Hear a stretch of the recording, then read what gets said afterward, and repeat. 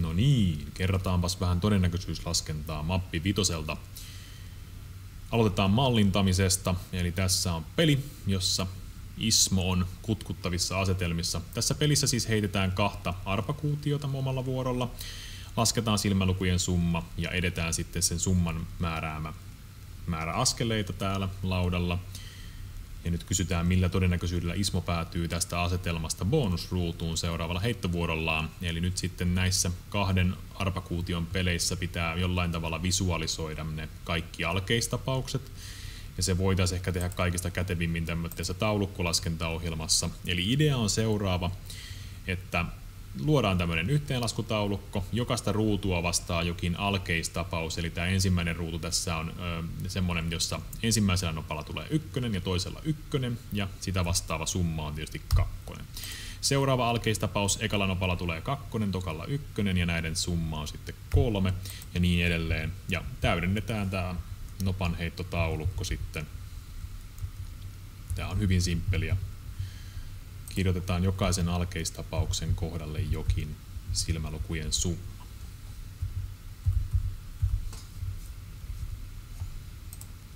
Hieman tässä menee aikaa, mutta paljon kätevämpi tapa kuin suora luettelointi. Näin. Ja nyt sitten palataan sinne tehtävänantoon. Eli tehtävänannossahan sanottiin tai näytettiin, että okei, Ismo näyttäisi olevan 5 ruudun päässä ekasta bonusruudusta ja 8 askeleen päässä sitten tuosta toisesta bonusruudusta. Eli meidän suotuisia tapauksia on nyt ne yhteistulokset 5 ja 8.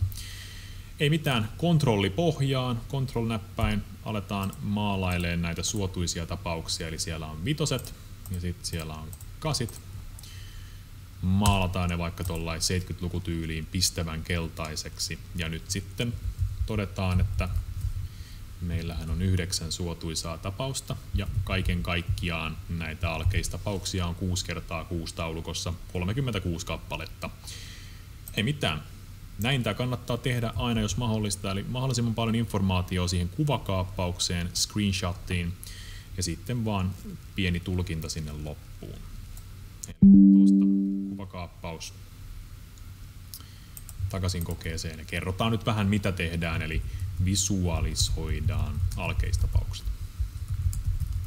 Ja niitä vastaavat silmälukujen summa.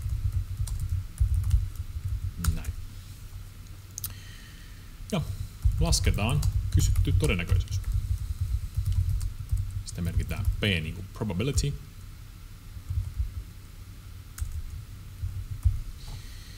Ja voidaan vielä ilmaista tämä klassisen todennäköisyyden kaava, eli suotuisat alkeistapaukset jaettuna kaikki alkeistapaukset. Nämä kaikki alkeistapaukset on siis, ne ilmaantuminen on yhtä todennäköistä. Ja nyt sitten jaetaan suotuisat kaikilla. Toi murtoluku supistuu muotoon 1/4. Ja ilman muuta kannattaa aina pitää se murtolukumuodossa se todennäköisyys, jos mahdollista. Se on hyvin informatiivinen, se on kiva. Ei kannata pakottaa sitä desimaaliluvuksi, jos se ei ole nyt ihan pakko. Toki ei siitä pisteitä menetä, jos se on vaikka 0,25 tässä. Hyvä, simppeliä. Koittakaa visualisoida se mahdollisimman tyylikkäästi ja eleettömästi. Se on ongelma. Sitten kerto- ja yhteenlaskusääntö, nämä pitää ehdottomasti haltsata mappi vitosella, ja nyt sitten tämän lisäksi on vielä yleistetty yhteenlaskusääntö, mutta sitä mä en tässä aio käsitellä. Jöns Börgelsson heittää 3 vaparia, hän heittää yksittäisen vapaaheiton koriin todennäköisyydellä 0,59, ja nyt oletetaan, että peräkkäisten heittojen lopputulokset on riippumattomia, ja kysytään, että millä todennäköisyydellä Jöns heittää kaikki vapaaheitot ohi korista. Ja nyt sitten jos vapaaheitto onnistuu todennäköisyydellä 0,59, niin se epäonnistuu todennäköisyydellä. No mitäs me käytetään vastatapahtuman kaavaa 1- onnistumistodennäköisyys, eli vapaaheitto epäonnistuu todennäköisyydellä 0,41. Ja nyt puhutaan siis yksittäisestä vapaaheitosta. Ja nyt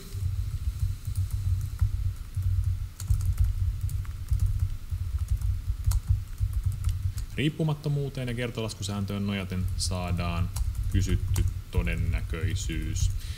Ja siis riippumattomuus. Meillä on peräkkäisiä tapahtumia, jotka ei riipu toisistaan, niiden lopputulokset on riippumattomia. Sitten tämä kertolaskusääntöhän menee niin, että jos eka, toka ja kolmas heitto epäonnistuu, niin todennäköisyys sille saadaan kertomalla se epäonnistumistodennäköisyys epäonnistumistodennäköisyydellä ja edelleen epäonnistumistodennäköisyydellä. Ja sitten mennään speed crunchiin. Voidaan myös korottaa se suoraan kolmanteen potenssiin ja tästä saadaan sitten tulos. Ja ehdottomasti pitää pyöristää 0,069. Nyt se on samalla tarkkuudella kuin tuo lähtötodennäköisyys. Otetaan sinne vielä näin. Eli ehdottomasti 2 merkitsevää numeroa, jos kerran lähtöarvossakin on 2 merkitsevää numeroa. Ja huomaatte, että ei se nyt ihan mahdotonta, että kaikki 3 menee ohi, mutta hyvin epätodennäköistä kuitenkin. Näin. Sitten kakkoskohta, millä todennäköisyydellä Jöns heittää ainakin yhden vapaaheiton koriin? No, vastatapahtumaa tarvitaan. Eli olkoon eräs tapahtuma, että kaikki heitot menevät ohi. Tämä vastatapahtuma, mikä se on? On ainakin yksi heitto menee koriin. Eli nyt sitten totta kai meillä on siis monta erilaista vaihtoehtoa. Meillä voi mennä 0, 1, 2 tai 3 heittoa koriin, ja jos kerran kaikki menee ohi, niin sitten sen vastatapahtumahan on se, että 1, 2 tai 3 heittoa menee koriin, eli ainakin yksi. Näin. Ja lasketaan kysytty todennäköisyys. Nyt me ollaan mainittu, että siinä on niin kuin tapahtuma ja vastatapahtuma, niin se on helppo laskea, että no, jos kerran me edellisessä kohdassa laskettiin todennäköisyys sille, että kaikki heitot kusee, niin sitten vastatapahtuman kaavalla otetaan nyt se pyöristämätön arvo sinne käyttöön. Eli vastatapahtuman kaavalla saadaan sitten vastaavasti tämä kysytty todennäköisyys. Eli sieltä tulee sitten semmoinen noin 93 pinnaa. Ja pyöristystarkkuus 2 merkitsevää numeroa. Todennäköisyys on 0,93. Näin. Se taas on hyvin todennäköistä, että ainakin yksi näistä heitoista onnistuu kuitenkin. Ja sitten se kaikista haastavin, eli millä todennäköisyydellä Jöns heittää täsmälleen 2 vapaaheittoa koriin. No, nyt sitten pitää ymmärtää, että tässä on toisensa poissulkevia tapahtumia, eli täsmälleen 2 heittoa voi mennä koriin 3 toisensa poissulkevalla tavalla. Merkitään K yhtä kuin kori ja O on yhtä kuin ohi. Eli heitto menee joko koriin tai ohi, ja vaihtoehdot ovat tietysti se, että eka ja toka menee koriin, kolmas ohi.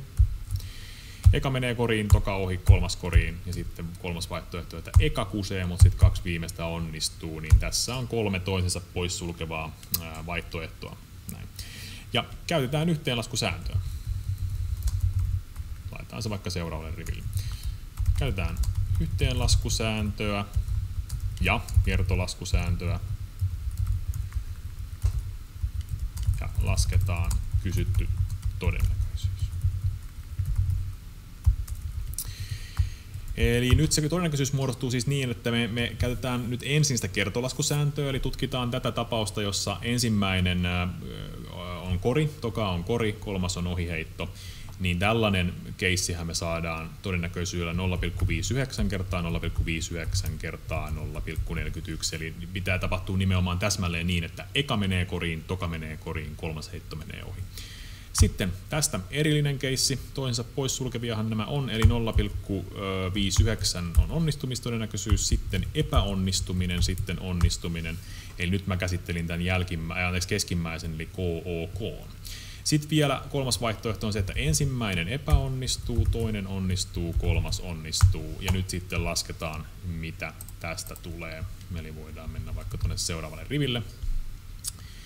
Ja tämän nyt sitten voi laskea speed crunchilla joko syöttämällä koko tämän lausekkeen sinne, mutta toisaalta huomaatte, että kertolaskuhan on ensinnäkin vaihdannainen, ja tässä on periaatteessa 3 samaa termiä. Eli tämän voi kirjoittaa myös lyhennettynä 3 kertaa 0,59 toiseen kertaa 0,41. Jos ette ymmärrä, mitä tässä tapahtui, niin kirjoittakaa koko pötkö sitten, ei sillä ole väliä. Mutta todennäköisyydeksi saadaan sitten pyöristettyä 0,43.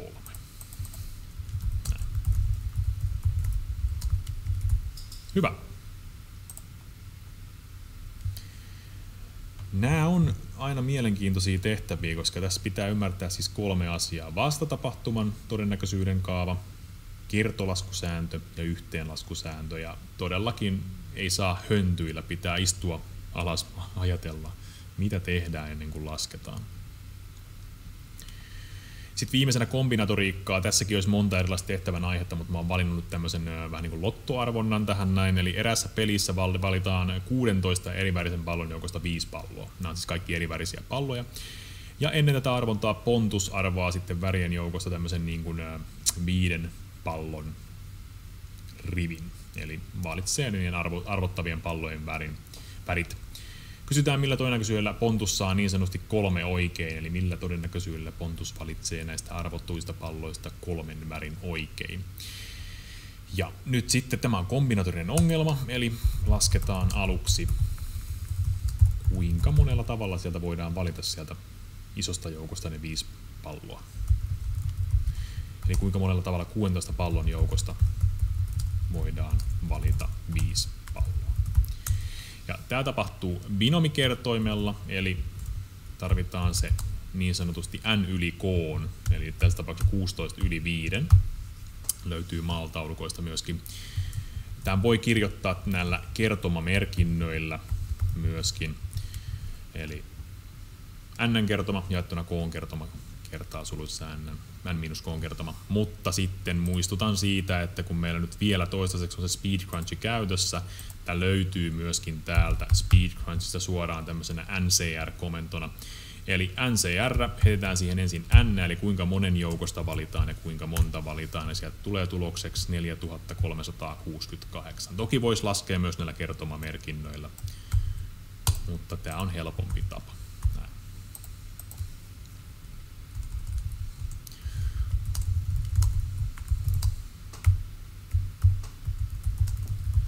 Eli tämä on tavallaan niin sanottujen erilaisten rivien mahdollinen määrä. Eli me voidaan valita 16 pallon joukosta 5 palloa näin monella eri tavalla. Sitten tarkastellaan tätä Pontuksen arvausta seuraavaksi. Eli nyt sitten ensimmäisessä vaiheessa 5 arvotun pallon joukosta voidaan valita 3 oikeaa palloa. Kuinka monella eri tavalla? No siinä käytetään taas tätä binomikerrointa, eli 5 yli 3. Sen voi kirjoittaa myös tuossa kertomamuodossa, mutta me ollaan nyt sellaisia, että me mennään suoraan tuonne NCR-työkalua käyttämään, ja sieltä löytyy 10 erilaista tapaa. Eli ekassa vaiheessa siis valitaan 5 arvotun pallon joukosta 3 oikeaa palloa. Se voi tehdä 10 eri tavalla. Ja toisessa vaiheessa 11 arpomatta jääneen pallon joukosta valitaan sitten 2 palloa.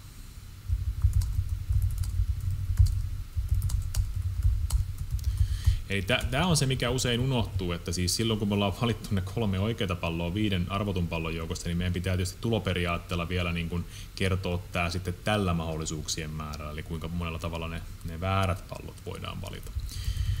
Ja tähän on ongelma 11 yli 2.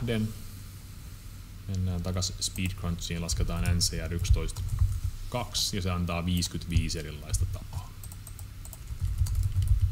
Näin. Tuloperiaatteen mukaisesti saadaan sitten tämä seuraava tulos. Eli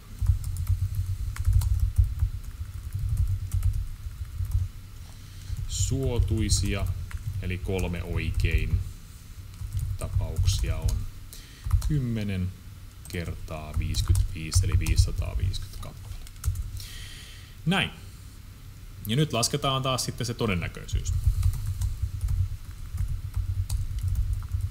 Jälleen kerran tässä on kyseessä klassinen todennäköisyysongelma, eli suotuisat jaettuna kaikki alkeistapaukset. Ja nythän me saatiin selville, että tuloperiaatteen mukaisesti meillä oli niitä 3 oikein rivejä, siis 550 kappaletta, ja kokonaisuudessaanhan näitä kombinaatioita oli sitten 4368 kappaletta. Ja nyt sitten lasketaan toi todennäköisyys vielä SpeedCrunchilla 550 per 4368. Se antaa tommosen luvun ja otetaan sitä muutama desimaali. Pyöristetään vaikka tommoseen tarkkuuteen. Onko se nyt sitten tossa 12,6%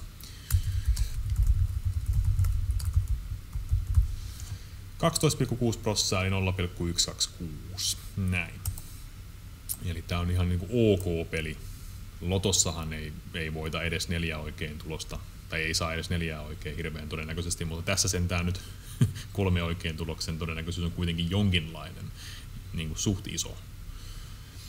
Eli nämä aiheet kun haltsaatte, niin todennäköisyyslaskentaa erittäin hyvällä mallilla.